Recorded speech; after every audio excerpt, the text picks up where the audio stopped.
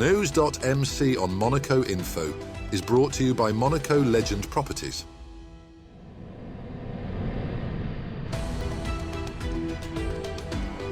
Bringing you news on Monaco's economy, culture, sports and more.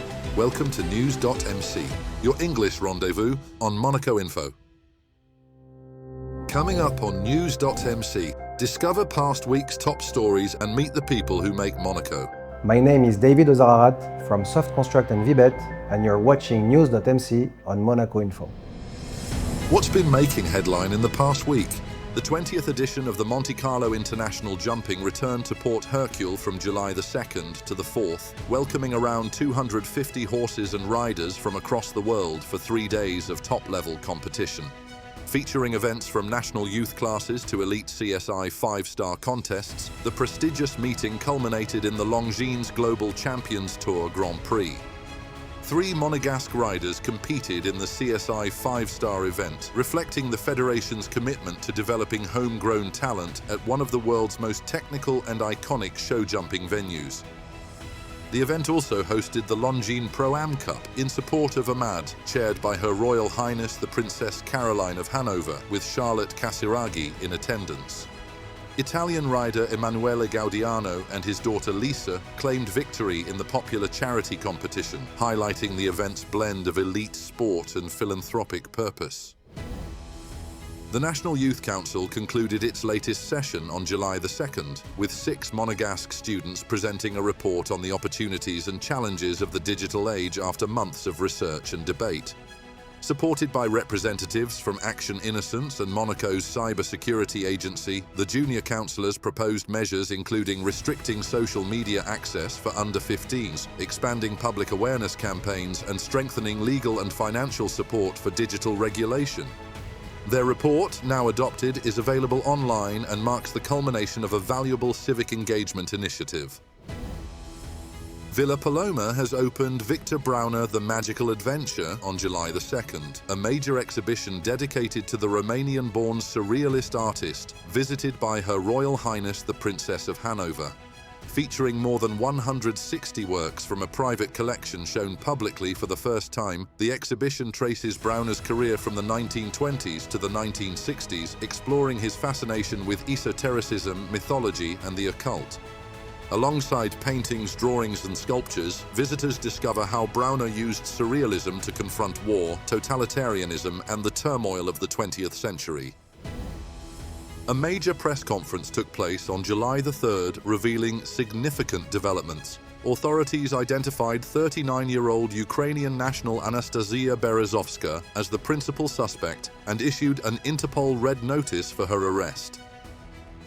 Investigators allege she carried out reconnaissance visits before planting the explosive device outside the residence of Ukrainian businessman Vadim Ermolayev, then fled through France. CCTV footage later showed her purchasing a portable power bank in nearby Beausoleil just hours before the attack, a purchase investigators believe may help demonstrate the planning behind the bombing. Ermolayev has since emerged from a coma, while his partner, Anna Nasobina, remains in a critical condition after suffering catastrophic injuries. His 13-year-old son is now out of danger and has been interviewed by police, along with Ermolayev's wife. The investigation took another dramatic turn on July the 7th after Ukrainian authorities announced that a body believed to be Berezovska had been discovered buried near Kyiv. 2 men have been arrested on suspicion of her murder, including a serving member of Ukraine's defense intelligence who has reportedly confessed to involvement. Investigators also uncovered what they described as a makeshift torture room beneath one suspect's home. Monaco's judicial authorities continue working closely with their Ukrainian counterparts, with the focus now extending beyond the alleged bomber to identifying those who commissioned the attempted assassination and any accomplices involved. The Princess Grace Hospital introduced the Da Vinci 5 on July the 3rd, a 5th-generation robotic surgical system that promises greater precision, faster procedures, and improved patient outcomes. The cutting-edge robot has already completed its first operations, including France's first gynecological procedure performed using the new technology. With advanced 3D imaging, force feedback technology, and future AI integration, it will support multiple specialties, including urology, colorectal, and hepatobiliary surgery. Funded by donors to the Friends of the CHPG Foundation, the system strengthens Monaco's position at the forefront of medical innovation. On July the 4th, during their Greenland expedition with the Oceanographic Institute of Monaco, their Serene Highnesses Prince Albert II and Princess Charlene paid tribute to legendary French explorer Commander Jean-Baptiste Charcot during a ceremony off the coast of Iceland. Joined by Charcot's great-granddaughter, Anne Manipu Charcot, and Iceland's former president, the ceremony honored the scientist's extraordinary contribution to polar exploration and his enduring friendship with Prince Albert I. Charcot, who perished when his ship Pourquoi Pas sank off Iceland in 1936, remains one of the greatest figures in polar science and exploration. The Monte-Carlo Ballet celebrated its 40th anniversary with an emotional reunion at the Grimaldi Forum on July the 4th, bringing together 150 former dancers alongside Her Royal Highness the Princess of Hanover and artistic director Jean-Christophe Maillot. Since its founding in 1986, the company has welcomed nearly 500 dancers and grown into one of the world's leading ballet ensembles, particularly under Maillot's direction since 1993. A surprise gala, specially curated as a tribute to the Princess of Hanover, was followed by a joyful reunion celebration, highlighting 4 decades of artistic excellence, international success, and enduring friendships forged through dance. The Yacht Club de Monaco's historic yachts Twiga and Viola have begun a 3-month voyage along the east coast of the United States after taking part in New York's Independence Day naval celebrations. The century-old vessels, sailing in American waters for the first time, will compete in classic New England regattas while promoting European maritime heritage and Monaco's long-standing ties with the United States. Their campaign also highlights the Yacht Club's commitment to preserving traditional sailing and celebrating the passion that unites historic yacht enthusiasts worldwide. Team Milizia has unveiled its new IMOCA racing yacht in Lorient on July the 6th, marking a major milestone after 2 years of design and 85,000 hours of construction. Skipper Boris Herman's latest monohull has completed its first launch and technical checks ahead of sea trials, with improved performance across a wider range of conditions. Representing Monaco through its distinctive colors and race number 1297, the yacht will compete in major events including the Ocean Race and the Route du Rhum before targeting the 2028-29 Vendée Globe. Like its predecessors, it also carries an onboard scientific laboratory to collect vital ocean climate data. On July the 8th, a major tourism survey by IMSI and the Monaco Government Tourist and Convention Authority revealed the growing economic importance of tourism to the Principality. Conducted among more than 17,000 visitors between January 2025 and January 2026, the study found Monaco welcomed over 6.7 million visitors in 2025, generating almost 1.4 billion euros in direct spending. Whilst most visitors came for the day, the survey also highlighted that 30% of overnight stays were outside hotels, including apartments, yachts, and private accommodation. The findings will help refine Monaco's international tourism strategy. The Yacht Club de Monaco launched the 13th Energy Boat Challenge on July the 8th, bringing together student teams from around the world to develop the next generation of zero-emission marine technology. Described as a live laboratory for sustainable boating, the event features innovations including a methanol-powered catamaran and fully student-designed prototype vessels. Alongside on-water endurance races, slaloms and championship events, participants will present their projects to industry experts, while conferences and technical talks explore the future of clean yachting. Next up, our exclusive interview with the personalities making the Principality.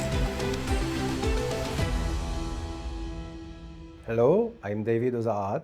I'm born in Nice. My mother is French from Algeria. She came in '62. And my father is an Armenian from Turkey, and he came later in the '70s. I did my first school in Nice, and I did the university in Nice as well, in the law school. And I was also involved in the associations, and I was the vice president of the University of Nice. When I was young, we were coming to Monaco, for example, for the circus to visit the Museum of Oceanographic. But one of the best memory I have, I was coming here with my rollerblade because there were a skate park near the heliport when we were early in the 90s, I would say. And I was coming very often to do rollerblade because it was really clean, very nice, and the atmosphere was safe. And I was coming with my friends and doing rollerblade in Monaco. I finished my law degree and I didn't really wanted to become a lawyer, so I just left to Paris and I do a business school. And then I stayed in Paris for a few years in the advisory, and I had some connection through my father in Armenia, and I knew the family Badalian. Family Badalian is the owner of Soft Construct, the founders, two brothers, Vae Badalian and Vigen Badalian. I met them in 2009 and they were already keen to enter the European markets. And in 2014, we started discussing doing this together because they had the great technology and they were really successful in Armenia, and they were looking at Europe at the next step to scale the business. And then we launched Vibet, our B2C. So we do B2B and B2C. The B2C in France, we have Vibet, we have DAZN Bet, and we have CircusBet under the license of ING, the National Authority of Gaming in France. And we do B2B, and the B2B is done from Monaco since 11 years now. And we have our live casino. We have more than 200 tables in Armenia where we have our dealers in live mode. The name is Creed Rooms. The gaming industry is very interesting because it's of course new. It has a bit more than 20 years. But the market is growing very fast, and now we're mature in many countries. The market is now mature. The gaming industry is made as follow.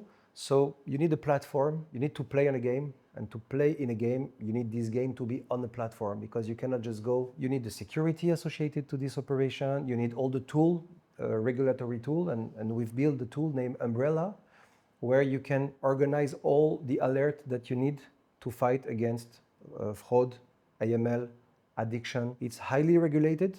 Most of the countries now are deciding either to ban or legalize the online gambling. We are providing the content as well because our studio is doing also slot games, virtual games, live casino, sportsbook. So this is our product that we put inside our platform and we provide everything to the customer. But if he wants only one part of it, he can take a part of it, and to be able to have a legal framework managed by our softwares and approved by the government where the operation is based. In 2019, we wanted to launch Vibet in France. At the same time, we were doing some other launches for Vibet. And AS Monaco was one of the opportunities brought on the table. And of course, as we have our history, and also because the club had a real ambition, and because we wanted also to associate our image to a brand that has the same value. So the image were compatible.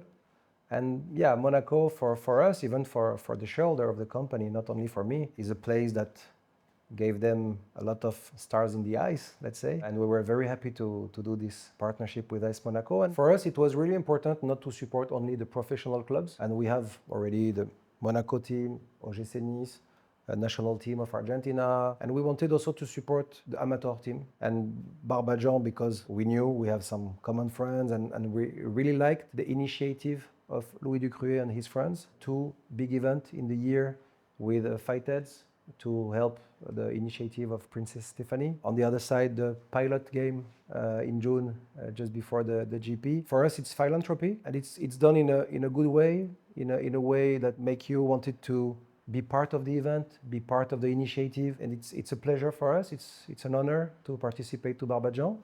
We also support amateur football such as AS Cannes.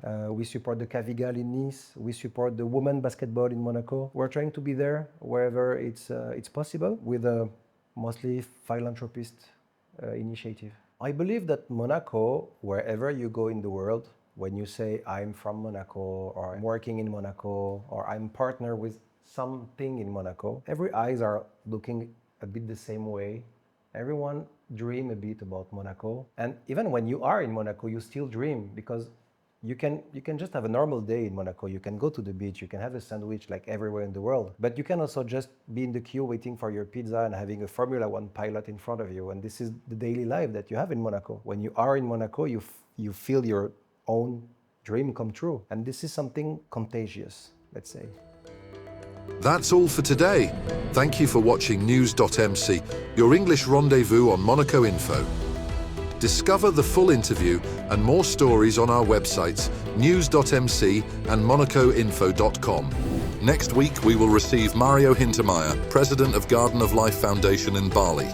This show is intended to provide a summary of the past week's top stories for the English-speaking audience. For daily and real-time news updates in English, please visit NEWS.MC and subscribe to our free daily newsletter. For French news, visit MonacoInfo.com. This show was brought to you by Monaco Legend Properties.